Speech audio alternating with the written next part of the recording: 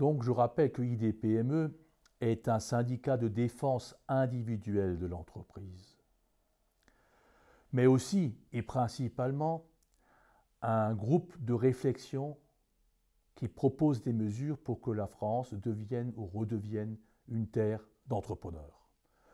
Ce qui me rend particulièrement malheureux et que je cite tous les jours, c'est la méconnaissance totale qui est généralisée en France de ce que c'est qu'une entreprise. L'entreprise en France, c'est une TPE, une PME. 93% des entreprises ont moins de 10 salariés, 98% moins de 50 salariés.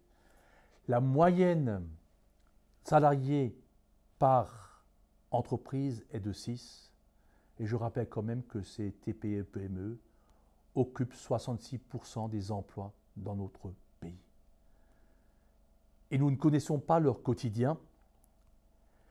C'est vraiment la lutte du pot de fer contre le pot de terre. Je pense à ces artisans, carreleurs, qui sont d'ailleurs toujours fâchés avec les papiers, qui rentrant chez eux le soir après avoir posé du carrelage pendant 8 heures, à genoux, ils vont encore s'occuper des papiers qui n'est, je l'ai déjà dit, pas leur priorité. Ensuite, ils seront victimes d'un contrôle fiscal et on demandera lors de ce contrôle fiscal que l'organisation administrative du tout petit soit la même que celle de la multinationale. Les lois ont été faites pour les grands.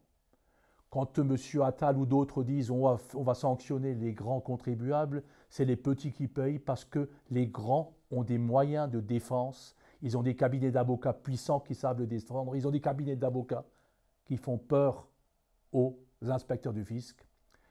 Par contre, le petit, on va vérifier si son organisation administrative ou comptable est celle qui est prévue par les textes. Je pense à ce contrôle fiscal où on demandait les souches de chèques depuis 5 ans. À quoi sert aujourd'hui, à l'heure du numérique, le fait de pouvoir conserver des souches de chèques?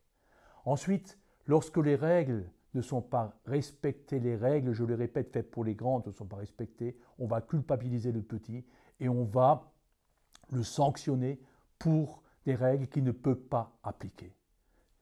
Nos petits patrons d'entreprise travaillent entre 10 et 12 heures par jour. S'ils comptaient leurs heures, ils ne seraient même pas au SMIC.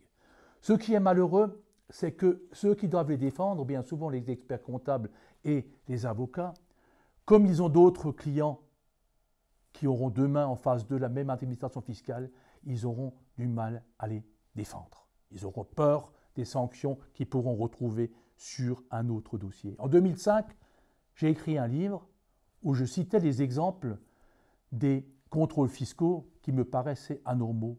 On m'a dit que c'était exagéré. Aujourd'hui, rien n'a changé. Des confrères viennent me trouver en me disant « Tu as un syndicat de défense de la petite entreprise, fais quelque chose pour ce dossier. » Je pense notamment à un dernier dossier qui est venu, 10 salariés. Si les redressements totalement fantaisistes devaient être maintenus, ce serait la fin de cette entreprise. À quoi sert-il de tuer 10 emplois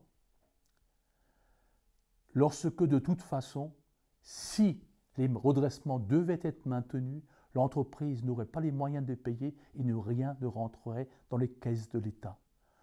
Il est temps que nos gouvernements, nos gouvernants s'occupent de la petite entreprise, celle qui remplit les caisses de la France. Tout le monde nous parle de la guerre et du front, mais tous ceux qui en parlent, qu'ils soient journalistes, élus, simples citoyens, ils ne savent pas quel est le quotidien de ces petites et moyennes entreprises. De grâce, réveillez-vous et aussi entrepreneurs, quand je vous fais appel à vous pour vous dire venez nous rejoindre au sein d'IDPME pour vous défendre, cotisez à notre syndicat, la cotisation est de 100 € par an, ce n'est pas la mer à boire, mais je veux que par ce syndicat, on ait vraiment les moyens de nous payer les mêmes avocats que se payent les grands. Des avocats qui soient délocalisés, qui n'aient pas peur de rencontrer demain le même inspecteur sur un autre dossier où il pourrait mettre un autre client en danger. Voilà le message aujourd'hui. Contrôles fiscaux, attention, danger. On met systématiquement des pénalités de mauvaise foi de 40% qui fait monter la facture.